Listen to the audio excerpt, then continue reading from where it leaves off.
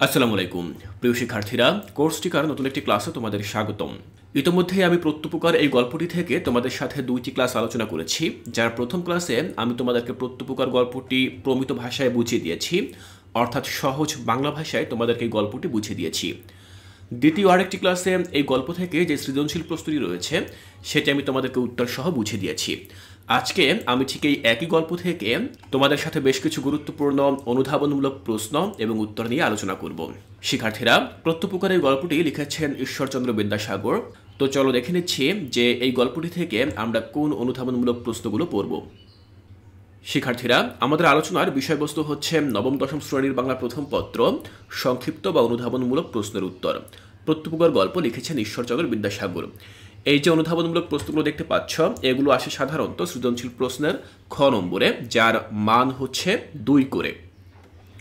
প্রথম প্রশ্ন, খলিফা মামুন কিছুক্ষণ মৌন হয়ে ছিলেন কেন? মৌন বলতে বোঝানো হয়েছে নীরব হয়েছিলেন। তো কেন ছিলেন? দেখো আমি উত্তরে লিখেছি, খলিফা মামুন আলী ইবনে আব্বাসের বিবরণ শুনে এবং বন্দির দয়া, ন্যায়পরায়ণতা ও সদাচরণের কথা জেনে এক গভীর চিন্তায় মগ্ন হন।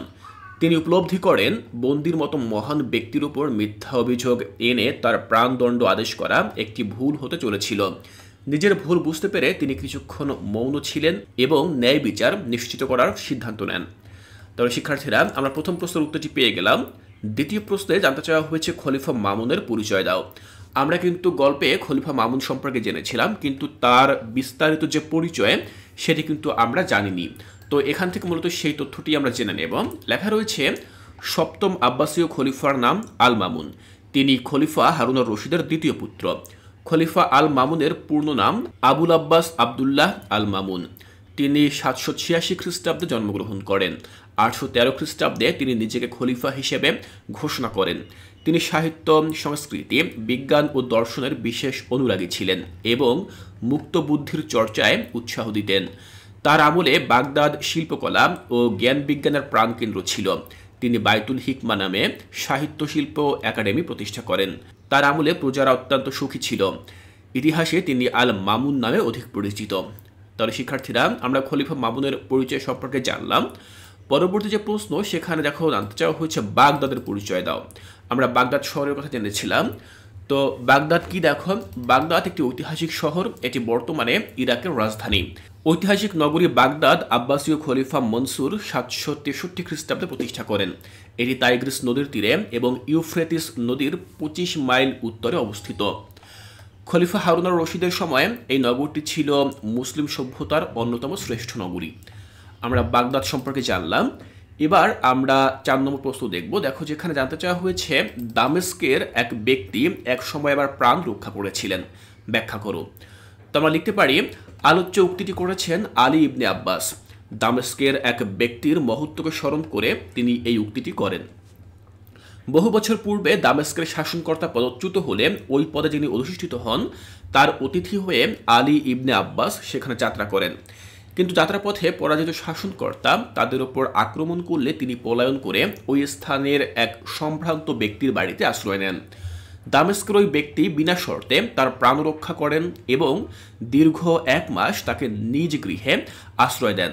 অবশেষে আসার সময় তাকে অনেক উপহার, উপঢৌকন সহ বিদায় দেন। ওই ব্যক্তির সহযোগিতা ছাড়া আলী ইবনে আব্বাসের পক্ষে কোনোভাবেই জীবন নিয়ে ফিরে আসা সম্ভব ছিল না। তাই তিনি শ্রদ্ধা ভরে ওই ব্যক্তিকে স্মরণ করে আলোচ্য উক্তিটি করেন। তাহলে শিক্ষার্থীরা, আমরা ঠিক এভাবে 4 নম্বর প্রশ্নের উত্তরটি লিখতে পারি। পরবর্তী যে প্রশ্ন 5, সেখানে জানতে চাওয়া হয়েছে, দেখো, হস্তপদবদ্ধ ব্যক্তিকে ন্যায়পরায়ণ ও সদ্বিবেচক বলার কারণ ব্যাখ্যা করো। তো দেখো, আমরা এই প্রশ্নের উত্তরটি এভাবে লিখতে পারি যে খলিফা আল মামুনের সেই বন্দি ব্যক্তি ছিল দামেস্কে আলী ইবনে আব্বাসকে আশ্রয়দাতা ব্যক্তি।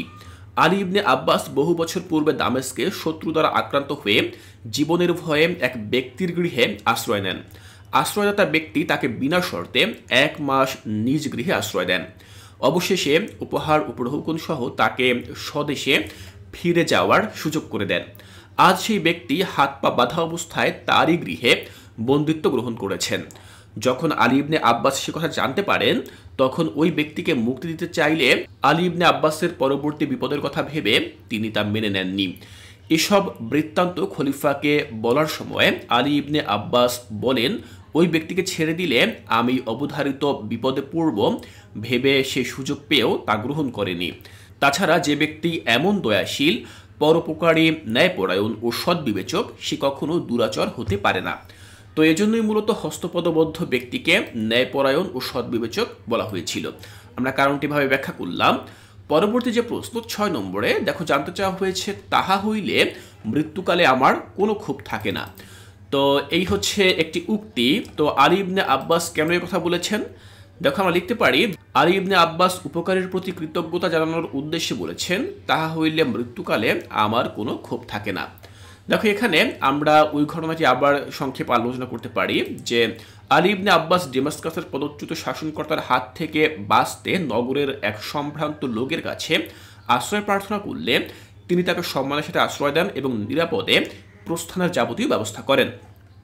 পরবর্তী সময়ে তিনি উপকারীর আর সাক্ষাৎ পাননি, যার ফলে তার মনের মধ্যে উপকারের প্রতি কৃতজ্ঞতা জানানোর কোনো উপায় খুঁজে পাননি। তাই মৃত্যুর আগে উপকারী লোকটির প্রতি কৃতজ্ঞতা জানাতে তিনি বন্দির নিকট গভীর আক্ষেপ প্রকাশ করে উপরিউক্ত উক্তিটি করেছেন।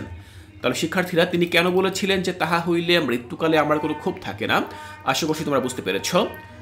পরবর্তী যে প্রশ্ন 7 নম্বরে জানতে চাওয়া হয়েছে, আলী ইবনে আব্বাসের কাছে ডেমাস্কাস নগরী পৃথিবীর সবচেয়ে প্রিয় স্থান কেন?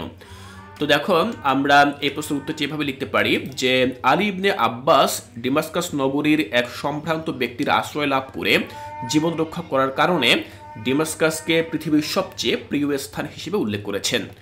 খলিফা মামুনের আস্থাভাজন আলী ইবনে আব্বাস ডেমাস্কাস নগরীর পদচ্যুত শাসনকর্তার রোষানলে পড়ে জীবন বাঁচানোর জন্য নগরীর এক সম্ভ্রান্ত লোকের কাছে আশ্রয় প্রার্থনা করেন।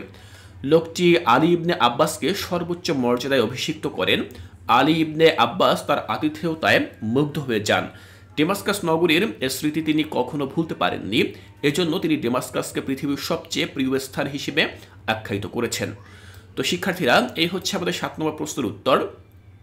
পরবর্তী যে প্রশ্ন 8 নম্বরে জানতে চাওয়া হয়েছে, এজন্য আমার উপর খলিফার মর্মান্তিক ক্রোধ ও দেশ জন্মিবে। উক্তিটি ব্যাখ্যা করো। তো দেখো এই উক্তিটি কোন প্রসঙ্গে করা হয়েছিল? যখন সেই আলী ইবনে আব্বাস হস্তপদবদ্ধ ব্যক্তিকে চিনতে পারেন এবং তিনি যখন তাকে ছেড়ে দিতে চান তখনই মূলত এই উক্তিটি তিনি করেছিলেন। তো আমরা এখন একটি ব্যাখ্যা করব। আমি লিখেছি যে আলী ইবনে আব্বাস দামেস্কের বন্দী সম্ভ্রান্ত ব্যক্তিকে ছেড়ে দিলে খলিফা মামুন তার উপর ক্রুদ্ধ হবেন। আলোচ্য উক্তিটির মাধ্যমে তাই প্রকাশ পেয়েছে। বাগদাদের খলিফা মামুনের সময় দামেস্কের জনৈক শাসনকর্তা পদচ্যুত হলে তিনি বহু সংখ্যক সৈন্য নিয়ে নতুন শাসনকর্তা ও আলী ইবনে আব্বাসের উপর হামলা চালান। আলী ইবনে আব্বাস স্থানীয় একজন সম্ভ্রান্ত ব্যক্তির নিকট আশ্রয় প্রার্থনা করলে ওই ব্যক্তি তাকে নিরাপদ আশ্রয় দেন। পরবর্তীকালে আলী ইবনে আব্বাসের আশ্রয়দাতা খলিফা মামুনের সৈন্যদল কর্তৃক বন্দী হলে খলিফার নির্দেশে তাকে আলী ইবনে আব্বাসের গৃহে অন্তরীণ রাখার ব্যবস্থা করা হয়। তিনি বন্দির পরিচয় জানতে পেরে উপকারীর প্রতি কৃতজ্ঞতা প্রকাশের জন্য বন্দীকে নিঃস্বার্থে মুক্তি দিতে চান, কিন্তু তিনি উপলব্ধি করেন এজন্য খলিফা মামুন তার উপর ক্রুদ্ধ ও বিরাগভাজন হবেন। তো এই জন্যই মূলত তিনি এই কথাটি বলেছিলেন যে এজন্য আমার উপর খলিফার মর্মান্তিক ক্রোধ ও দেশ জন্মিবে। শিক্ষার্থীরা 8 নম্বর প্রশ্নে জেনে নিলাম। পরবর্তী যে প্রশ্ন 9 নম্বরে জানতে চাওয়া হয়েছে, জগদীশ্বরের শুভ দৃষ্টি থাকুক। এই কথা কেন বলা হয়েছে?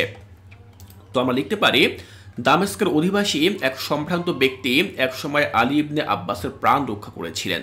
তাই আলী ইবনে আব্বাস বলেন ওই অঞ্চলের উপর জগদীশ্বরের শুভ দৃষ্টি থাকুক। আলী ইবনে আব্বাসের গৃহে বন্দী সম্ভ্রান্ত ব্যক্তি যখন পরিচয় দিল যে তিনি দামেস্কের অধিবাসী, ওই নগরের যে অংশে বৃহৎ মসজিদ সেখানে তার বাস, আলী ইবনে আব্বাস বললেন দামেস্কের যে অংশে আপনার বাস তার উপর জগদীশ্বরের শুভ দৃষ্টি থাকুক। ওই অঞ্চলের সম্ভ্রান্ত ব্যক্তি তথা বন্দী ব্যক্তি একসময় আলী ইবনে আব্বাসকে আশ্রয় দিয়ে তার প্রাণ রক্ষা করেছিলেন। তো এই জন্যই মূলত তিনি এই কথাটি বলেছেন। দেখো সবশেষ যে প্রশ্ন 10 নম্বরে, সেখানে জানতে চাওয়া হয়েছে গল্পের বন্দী কিভাবে মুক্তি পেয়েছিলেন, ব্যাখ্যা করো। তো আমরা লিখতে পারি যে প্রত্যুপকার গল্পের বন্দী গল্পের কেন্দ্রীয় চরিত্র আলী ইবনে আব্বাসের মাধ্যমে মুক্তি পেয়েছিলেন। খলিফা আল মামুনের সময়কালে দামেস্কের এক পদচ্যুত শাসনকর্তা আলী ইবনে আব্বাসের ওপর আক্রমণ চালালে তিনি জনৈক সম্ভ্রান্ত ব্যক্তির নিকট আশ্রয় প্রার্থনা করেন। মানুষের কল্যাণে নিবেদিত সম্ভ্রান্ত লোকটি বিনা বাক্যে তাকে আশ্রয় দেন। পরবর্তীতে আশ্রয়দাতা লোকটি খলিফা মামুনের সৈন্যদলের হাতে বন্দী হলে লোকটিকে আলী ইবনে আব্বাস শৃঙ্খল থেকে মুক্ত করে দেন। তাই বলা যায় প্রত্যুপকার গল্পের বন্দী মূলত আলী ইবনে আব্বাসের দ্বারাই তার বন্দিত্বের শিকল থেকে মুক্তি পান। তো শিক্ষার্থীরা ঠিক এভাবে আমরা 10 নম্বর প্রশ্নের উত্তরটিও লিখতে পারি। আমি আশা করছি আজকের এই ক্লাসে আমি তোমাদের সাথে যে 10টি অনুধাবনমূলক প্রশ্ন এবং উত্তর আলোচনা করেছি সেগুলো তোমরা খুব সুন্দরভাবে বুঝতে পেরেছ। শিক্ষার্থীরা প্রশ্নগুলো খুবই গুরুত্বপূর্ণ, তোমরা অবশ্যই তোমাদের পরীক্ষার জন্য এই প্রশ্নগুলো খুব ভালোভাবে প্র্যাকটিস করবে। এর পরবর্তী ক্লাসে এই প্রত্যুপকার গল্পের যেই বহু নির্বাচনী প্রশ্ন রয়েছে বা এমসিকিউ প্রশ্ন রয়েছে সেগুলো আমি তোমাদের সাথে আলোচনা করব। তাই কোর্সটিকায় এর পরবর্তী ক্লাসগুলো দেখার আমন্ত্রণ জানিয়ে আজকের এই ক্লাসটি এখানেই শেষ করছি।